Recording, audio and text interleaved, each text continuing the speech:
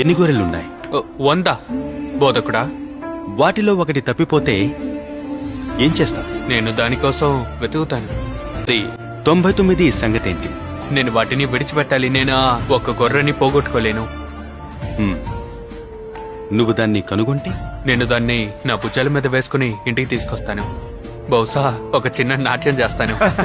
అతను ఎప్పుడూ తప్పిపోని 99 గొర్రెల కంటే ఒక గొర్రె కోసం ఎక్కువ సంతోషిస్తాడు. కాబట్టి వీరిలో ఒక్కరు కూడా నశించడం నా తండ్రికి ఇష్టం లేదు. అదేవిధంగా నేను మీకు చెప్తున్నాను, పశ్చాత్తాపం అవసరం లేని 99 మంది నీతిమంతుల కంటే పశ్చాత్తాపపడే ఒక పాపిని బట్టి పరలోకంలో ఎక్కువ ఆనందం ఉంటుంది. మంది కొరకు నీవు పోలే